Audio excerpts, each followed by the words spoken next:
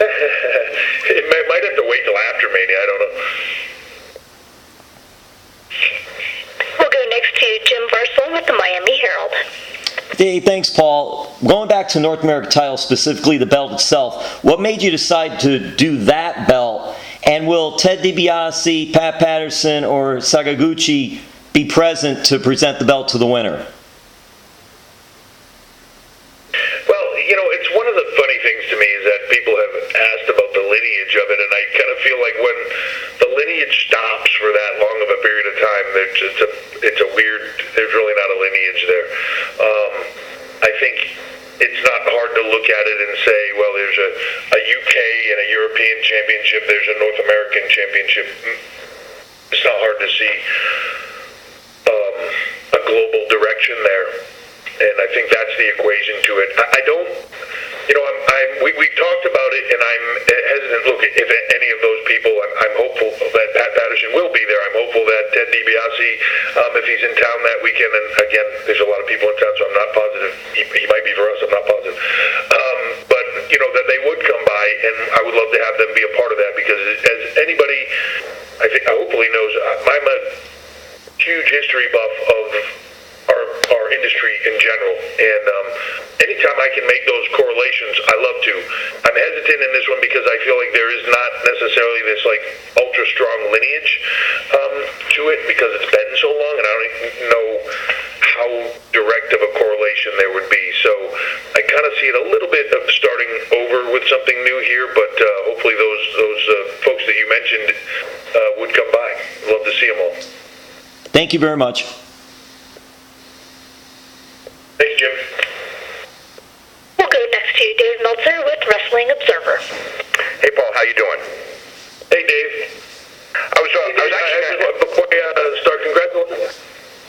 Hello? Before I start, I just want to say congratulations on the Andre doc. I think you guys are having a little bit of problem hearing me. I think there's maybe a delay in the feed today, but I just wanted to say congratulations on the Andre doc. As I thought you were phenomenal in it. I thought you added some great insight, and I really thought it came out well. I was very happy with the level of respect that both the industry in general and Andre were presented in, and I felt like it was very well done. So congratulations.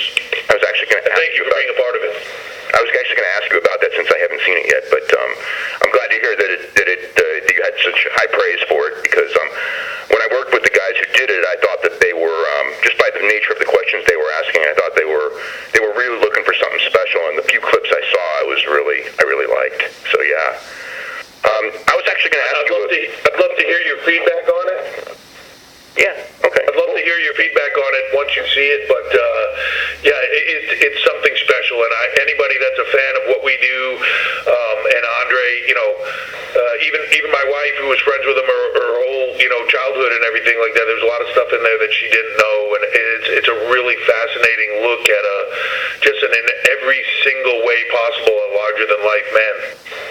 Yeah, there's a lot of stuff I didn't know that they had told me about as well. It was really, they really worked hard trying to uncover, the whole story of him. So yeah, I was going to ask you a couple things about TakeOver and kind of theoretical, and then the North American title thing kind of also triggered something else. So your shows are usually 2:15 to 2:30ish, which to me is a great time frame. It feels like when it's over, it's like I don't feel like I've been there too long watching it. I feel like it's either the right time or sometimes maybe I'd love for it to go 20 minutes more, which I think is a positive, that you want more, rather than you go in there and go, God, when's this thing going to end type of thing. But when you're adding roster depth like you have so many new guys coming in there's so many talented guys, and you're obviously going to be bringing more in as the year goes on. Is it going to be possible to keep these shows at like that under 2-hour, 30-minute mark without leaving so many talented guys on the sidelines, or having to do so many multiple person matches, in which case then the matches don't feel like they really mean anything? And the other one is, when you're doing this, how much do you kind of go back and forth? Because I know you're kind of like would be a liaison between the main roster and the NXT roster. And the one thing like this week that I noted was on Tuesday I'm watching SmackDown, and they had the Daniel Bryan thing with a match where if Owens they get back. If they lose, they're gone forever type of thing. And then on Wednesday, I'm watching the NXT, and it's the same thing with Ciampa and Johnny Gargano. And I don't know if that's good or bad or indifferent, but I'm just wondering, it's like, what's kind of the theory? Do you think that's a good thing, or is it just, well, these are the storylines, and we're just going to do them on consecutive nights? Yeah, it's a hard mix, Dave, on all of that. Like, clearly, to answer the questions individually, so like when we talk about the time of the event, that's the balance, right? Give people enough and so much that they go like, man, that was awesome, but they don't feel like you overstayed your welcome. Or that you were like, oh, it's a great movie, but they didn't need that last scene where they had the false finish and then went into the last scene in the movie. It just felt like I don't want to look at my watch, So we're conscious of that. As far as it's a positive for me that you look at it and you go like, wow, is the stacked deck and it's so deep in the roster and all of that becomes a risk of these shows having to be too long. That's a good thing. But there's multiple answers to that. First of all, some of that I would make assumptions over the next few months will thin out a little bit as hopefully as that gets finalized and talent maybe make moves and make changes and lead the NXT brand to move up or to move to Raw or SmackDown or however that's seen. From there, I'm not a believer that every single person has to be on every single card. And I know for the most part we do that, but I don't, if you go and you look at boxing or you look at UFC or something, there's a different main event and a different feel and something resonates with you on this one, but, then that person is not on that next fight card a month later, still an epic fight card.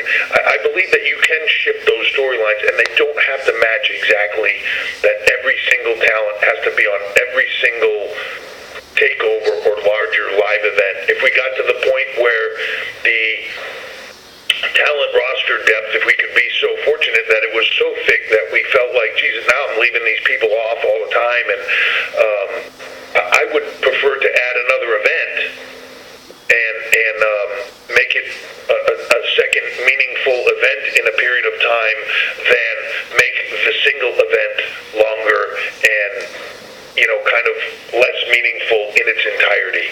I would rather do that. That would be my preference. Whether or not that's something we can do would remain to be seen. But it's a good problem to have, I believe. And then I'm sorry, what was the second half of that question? Just about the deal where Gargano and Ciampa and then the Daniel Bryan and Shane McMahon match, kind of like the same storyline on Tuesday and Wednesday, or same match stipulation essentially. Yeah, sorry, the coffee just hasn't fully kicked in yet. But it's part of the difficulty of multiple brands and. Especially with NXT, when we're ahead of the time frame, right? So, look, I don't necessarily know what the Raw and the SmackDown storylines are going to end up being in the next month, but sometimes I'm already shot into a month ahead of time of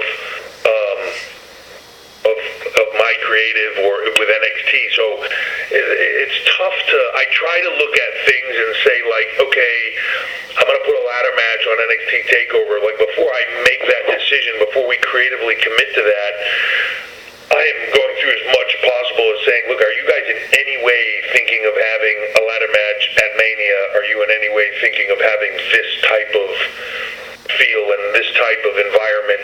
I don't want to take away from that. I'm never there to say, well, look, it's good for TakeOver and we're on the night before, so you guys deal with it. It's Mania is the big daddy here, and we're bringing it in. And there's always another way to skin the cat and get to something and